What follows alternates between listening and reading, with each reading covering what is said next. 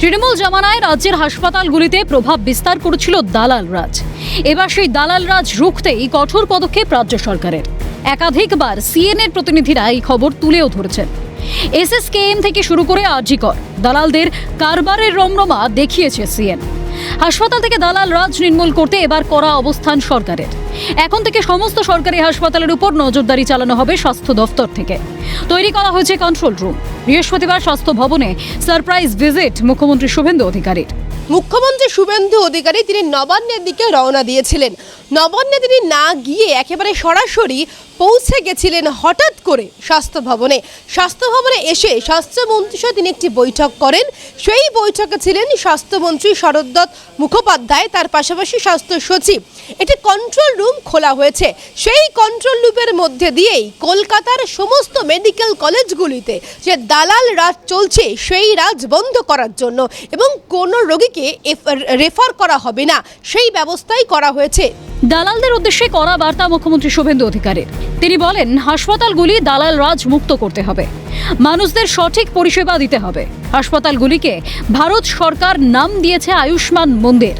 মন্দিরে যেমন পবিত্রতা থাকে, স্বচ্ছতা থাকে, একাগ্রতা থাকে, সেবা পরায়ণতা থাকে, সেই ভাব যাতে স্বাস্থ্য কেন্দ্রগুলিতেও বজায় থাকে তার জন্য কাজ করা হচ্ছে।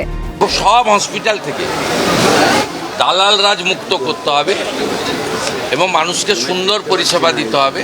এবং আমরা ভারত সরকার নাম দিয়েছে আয়ুষ্মান মন্দির। মন্দিরে যেমন পবিত্রতা থাকে, শুদ্ধতা থাকে, স্বচ্ছতা থাকে, একাগ্রতা থাকে, সেবা পরায়ণতা থাকে, সেই ভাবটা স্বাস্থ্য কেন্দ্রগুলোতেও আসবে। এই লক্ষ্য নিয়েই কিন্তু এখানে আমরা কাজ করছি। পাশাপাশি তিনি বলেন, হাসপাতালগুলি থেকে দালাল চক্র হটাতে কন্ট্রোল রুম তৈরি করা হয়েছে। যে সমস্ত দালালদের আজ সকালে দেখা গেছে তাদের যেন কাল দেখা না যায়, দালালদের চিহ্নিত করা হবে। এই কন্ট্রোল রুমটাকে লাইভ মনিটর এই জন্য করা হয়েছে যাতে কোনো দালাল যাকে আজকে সকালে ওখানে দেখা গেছে কাল সকালে দেখতে না পাওয়া যায়।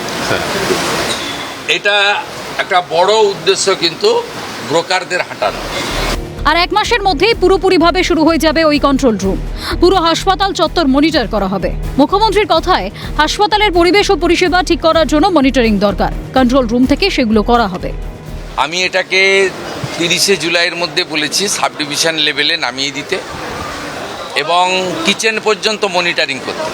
বাইরে পার্কিং এবং যেখানে আমাদের ফেয়ার প্রাইস সব রয়েছে, আগামী দিনে জনঔষধি কেন্দ্র হবে, সেই জায়গাগুলো ঠিকঠাক করে দেখতে।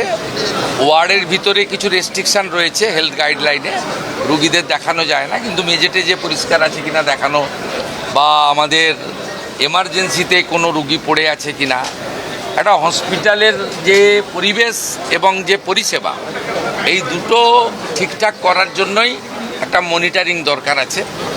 এটা তারা করতে পারবেন। তৃণমূল জামানায় রাজ্যের স্বাস্থ্যকেন্দ্রগুলিতে উঠেছে একাধিক বেনিয়মের অভিযোগ। কখনো বেডের অভাবে বিভিন্ন হাসপাতালে ঘুরতে হয়েছে রোগীদের, আবার কখনো বিনা চিকিৎসায় রোগীর মৃত্যুর খবর উঠে এসেছে। এমনকি সরকারি হাসপাতালগুলির পরিবেশও ছিল অত্যন্ত খারাপ। তবে সরকারি হাসপাতালগুলি থেকে আর রোগী ফেরানো যাবে না, কড়া বার্তা মুখ্যমন্ত্রীর। রাজ্যের স্বাস্থ্য পরিকাঠামো সংস্কারে বিশেষ নজর রাজ্য সরকারের। ক্যামেরায় সুরজিৎ প্রামাণিক, সুপ্রিয় মল্লিকের সঙ্গে সায়ন্তন ভট্টাচার্য, দীপঞ্জনা সাউয়ের রিপোর্ট, ক্যালকাটা নিউজ।